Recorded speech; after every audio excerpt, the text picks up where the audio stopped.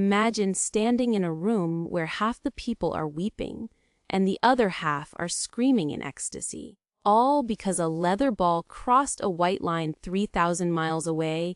To you it looks like madness, but to them it's life and death. You have ever felt like an alien because you simply cannot force yourself to care about sports? Listen closely. Aren't broken, and you certainly aren't boring.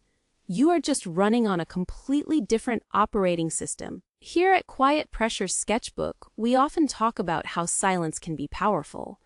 But today we're looking at why your brain refuses to join the noise. Science suggests that while the rest of the world is riding an emotional roller coaster, you are standing on solid ground for a very specific reason. To understand this, we have to look at the ancient code written into our biology.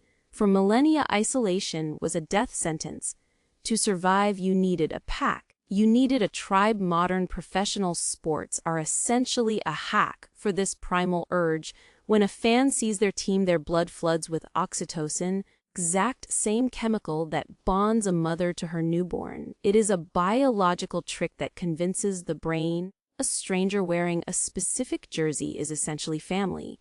But your brain, it resists that illusion. Who feels zero connection to sports often possess what psychologists identify as lower tribal dependence. Your identity doesn't rely on wearing the same colors as 50,000 other people.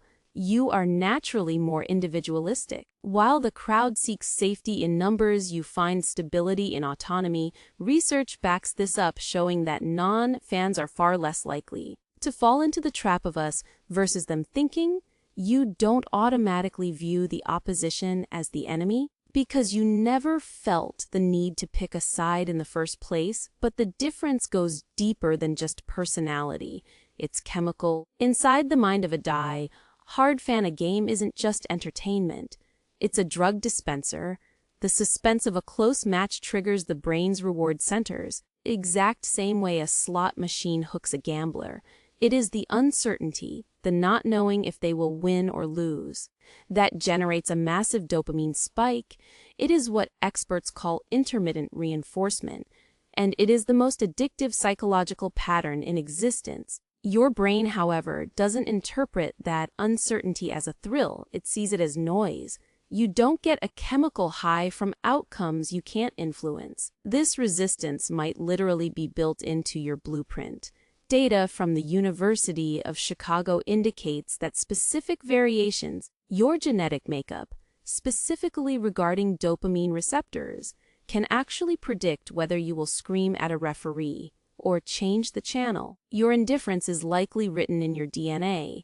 Then there is the psychological safety valve known as bearging, basking in reflected glory. Watch closely next time when the team wins, a fan says, "We won," claiming the victory as their own. When the team loses, the language shifts to "they played terrible."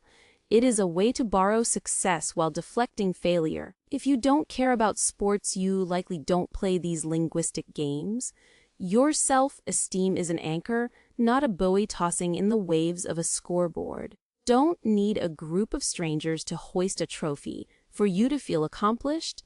Your sense of worth is internal, stable, and surprisingly consistent. Now, you might think this makes sports fans sound irrational, but there is a flip side. Fans often score incredibly high on empathy metrics because they practice caring deeply about the struggles of others. So does that mean you lack empathy?